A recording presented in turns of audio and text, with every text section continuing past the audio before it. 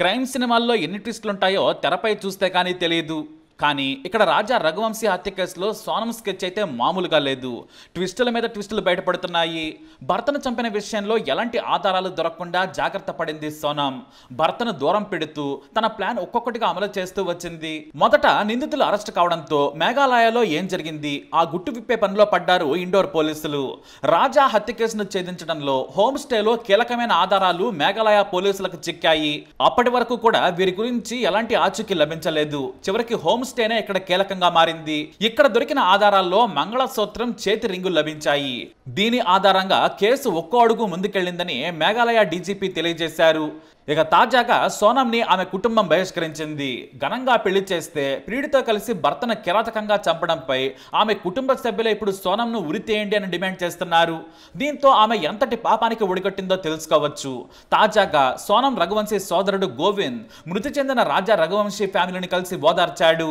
సోనంని ఉరి తీసినా తప్పలేదని స్పష్టం చేశాడు. రఘువంశీ కుటుంబానికి నేను క్షమాపణలు చెబుతున్నాను. మా చెల్లిని ఈ కుటుంబానికి ఇచ్చాం. అందువల్ల నాకు ఈ ఫ్యామిలీకి సంబంధం ఉన్నట్టే. తప్పు చేసి ఉంటే నా చెల్లి సోనంను ఉరి తీసినా తప్పు లేదు. రాజ్ కుష్వాహా మా కంపెనీలో పనిచేసేవాడు. అతను సోనంను అక్క అని పిలిచేవాడు. సోనం కూడా ఈ రాజ్ కుష్వాహాకు 3 ఏళ్లుగా రాఖీ కడుతూ ఉంది. కానీ వీరిద్దరి మధ్య ఇలాంటి రిలేషన్ ఉందని మా కుటుంబంలో ఎవరికీ తెలియదని చెప్పాడు సోనం సోదరుడు. అంటే రాజ్ కుష్వాహా, సోనం ఇద్దరూ అక్కాతమ్ములుగా పిలుచుకునేవారట. అలాగే ఇదే విషయాన్ని రాజ్ కుష్వాహా సోదరి కూడా చెప్పింది. ఆమె పేరు సుహాని. నా అన్నయ్య సోనంను దీది అని పిలిచేవాడు, అంటే అక్క. వాళ్ళిద్దరి మధ్య ఎలాంటి సంబంధం లేదు. బిజినెస్ పని మీదే ఆమె ఫోన్ చేసేది. ఆ ఫోన్లు మేము కూడా లిఫ్ట్ చేసేవాళ్ళమని చెప్పింది రాజ్ కుష్వాహా సోదరి. అంటే వీరిద్దరూ కూడా ఫ్యామిలీ పరంగా అక్కాతమ్ముళ్ళు అనమాట. అందుకే వీరిద్దరిని కూడా ఎవరూ అనుమానించలేదు. కానీ వీరిద్దరూ పెళ్లి చేసుకోవాలనుకున్నారు. ఆ పెళ్లికి అడ్డుగా నిలిచాడు రాజా రఘువంశీ. రాజా రఘువంశీ సోనంల పెళ్లి మే 10వ తేదీన జరిగింది. కానీ శోభనాన్ని చాలా తెలివిగా ఆపింది సోనం. పెళ్లైన తర్వాత శోభనం జరగాలంటే భర్తకు సోనం ఓ షరతు పెట్టింది. కామాఖ్య ఆలయంలో పూజలు పూర్తి చేశాకే తనను తాకనిస్తానంటూ సోనం భర్తకు షరతులు పెట్టింది. అలాగే కామాఖ్య పూజలు అయిపోయిన తర్వాత అట్నుంచటే మేఘాలయ కూడా దగ్గరే కాబట్టి అక్కడికి కూడా వెళ్దామంది. అంటే పూజలు అయిపోయాక అక్కడ హనీమూన్ ప్లాన్ చేసుకున్నాడు భర్త. కానీ అక్కడ మటర్ ప్లాన్ చేసింది భార్య. అయితే ఈ హత్యలో ఇప్పుడు మరో ట్విస్ట్ కూడా ఎదురైంది. హనీమూన్ కోసం వెళ్లిన హత్యకు గురైన రాజా రఘువంశీ కేసు దర్యాప్తు అనూహ్యమైన మలుపు తిరిగింది.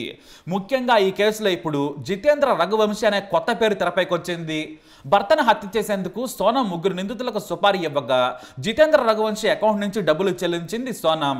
ఈ క్రమంలోనే అసలు ఎవరి జితేంద్ర రఘువంశీ అనేది తెలుసుకునేందుకు పోలీసులు తీవ్రంగా కృషి చేస్తున్నారు.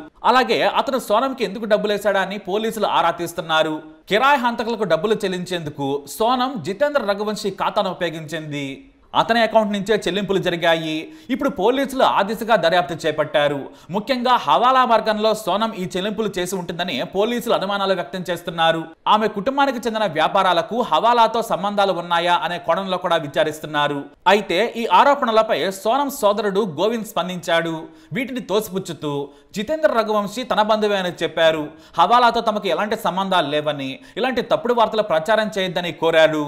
జితేంద్ర తనకు కజిన్ అవుతాడని, తమ కుటుంబ వ్యాపారంలో జూనియర్ ఉద్యోగిగా పనిచేస్తున్నాడని చెప్పారు ఆయన. గోదాంలో లోడింగ్, అన్లోడింగ్ అన్ని పనులు తానే చూసుకుంటాడు. తన పేరు మీదే బ్యాంక్ అకౌంట్ ఓపెన్ చేశారట. వ్యాపారంలో రోజువారీ ఖర్చుల నిమిత్తం తాము ఆ ఖాతా నుంచే డబ్బులు చెల్లిస్తామని గోవింద్ తెలియజేశాడు. ఇక సోనం యూపీఐ ఖాతాను కూడా జితేంద్ర పేరుతోనే తెరిచినట్లు పేర్కొన్నారు. కాకపోతే ఇందుకు గల కారణాన్ని మాత్రం ఆయన వెల్లడించలేదు.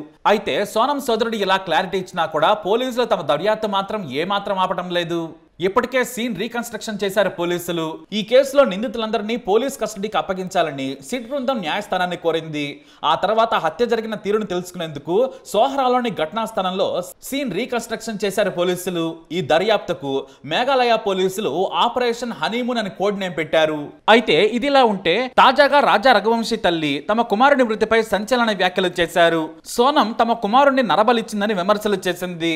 సోనంకు జాతక దోషం ఉందని, అందుకే తమ కుమారుడు కుమారుడు రాజా రఘువంశీని నరబలిచ్చిందని చెప్పింది. తమ కుమారుడిని చేతబడి చేసి కిరాతకంగా బలిచ్చారని ఆమె ఆవేదన వ్యక్తం చేసింది. ఇందుకు సంబంధించిన వీడియో కూడా వైరల్ అవుతోంది. సోనంకి జాతక దోషం ఉందట, అందువల్లే తన కుమారుడిని బలివ్వాలని ప్లాన్ చేశారట. జాతక దోషం పోతే తన బాయ్ ఫ్రెండ్ రాజ్ కుష్వాహాని పెళ్లి చేసుకోవాలనుకుందట సోనం.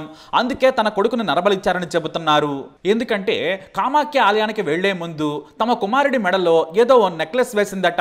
తమ కుమారుడిని వశీకరణం చేసి లొంగ తీసుకుందని, చేతబడి చేస్తుందని ఆరోపిస్తున్నారు రాజా రఘువంశీ తల్లి. ఏదేమైనా ఈ మేఘాలయ హనీమూన్ కేసులో రకరకాల ట్విస్టులు బయటకొస్తున్నాయి. సోనం రాజ్ కుష్వాహాలు అక్కా తమ్ముళ్ళని చెబుతున్నారు. అంటే దాని అర్థం సోనం లవర్ రాజ్ కుష్వాహా కాదా? సోనం కేవలం తన బంటుగా వాడుకుని మరో వ్యక్తి కోసం ఇదంతా చేసిందా అనే అనుమానాలు కూడా వ్యక్తమవుతున్నాయి. ప్రస్తుతానికైతే ఈ కేసులో అసలు సూత్రధారి సోనం. తనతో ఎలాంటి రిలేషన్ లేదని కుటుంబ సభ్యులు బలంగా చెబుతున్నారు. అయితే అసలు రాజ్ కుష్వాహా సోనంకి ప్రియుడు కాదా? స్థానికుల సమాచారం ప్రకారం రాజు సోనంని దీది అని పిలిచేవాడు. సోనం కూడా అతనికి చాలాసార్లు రాఖీ కట్టింది. మరి సోనం తన భర్తను ఎవరి కోసం చంపింది అనేది ఇక్కడ పెద్ద ప్రశ్నగా మారింది. ఒకవేళ రాజ్ కుష్వాహా కోసమే అని ఇప్పుడు దాకా నమ్ముతున్నారు. ఇప్పుడు మరో ట్విస్ట్ కూడా కావచ్చు. ఎందుకంటే ఈ మేఘాలయ హనీమూన్ కేసు మొదలైనప్పటి నుంచి కూడా ట్విస్టుల మీద ట్విస్టులు వస్తూనే ఉన్నాయి. కాబట్టి ఎప్పుడు ఏం జరుగుతుందో తెలియదు. మరి మీ అనుమానం ఏంటి? తప్పకుండా కమెంట్ ద్వారా తెలియజేయండి. ఈ వీడియో అప్డేట్స్ కోసం మై ఛానల్ ఫాలో అవ్వండి. అలాగే తప్పకుండా సబ్స్క్రైబ్ చేసుకోండి.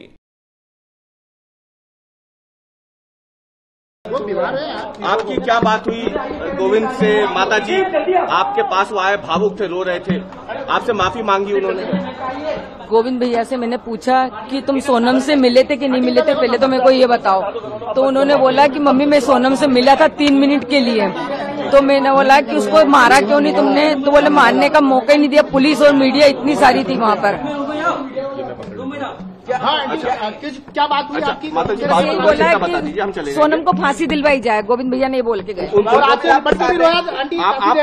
आप गोविंद को माफ कर रहे हैं? आपको लगता है वो राजा के लिए दुखी थे, वो जी राजा के लिए दुखी थे, सोनम के लिए दुखी नहीं है वो। गोविंद की कोई गलती माता जी आपको? गोविंद की कोई गलती कबूल नहीं करा है कि उसने हत्या करी है, मगर जो सबूत मिल रहे हैं उस हिसाब से मुझे 100% पता है कि उसी ने ये काम करा है और करवाया गया है। अच्छा, आपकी सोनम के साथ जो बाकी लोगों के नाम है वो सब कंफर्म हो गए? हाँ, वो एक्चुअली सब नाम राज कुशवाहा से रिलेटेड है, इसलिए मुझे कंफर्म है कि वो सही है। अच्छा, आपने परिवार से क्या माफी मांगी? यहाँ पर जो आपने शादी करवाई थी उसके बाद आप भावुक हुए, माँ से गले मिले, रोए, आपको पश्चाताप है क्योंकि यहाँ पर एक बेटा खत्म हो गया है? देखिए, मैं कोई होता नहीं हूँ परिवार से माफी मांगने वाला, तो मैंने माफी तो मांग ली है, मगर इस परिवार ने एक बेटा खोया है और जो मैंने लड़की दी थी उस लड़की की जगह पे मैं इस परिवार का हिस्सा हूँ, उससे रिश्ता हमने तोड़ दिया है और इस परिवार का हिस्सा मैं हूँ और आज से सभी चीजें मैं करूंगा उसके खिलाफ, क्योंकि राजा मेरा बहुत प्रिय था।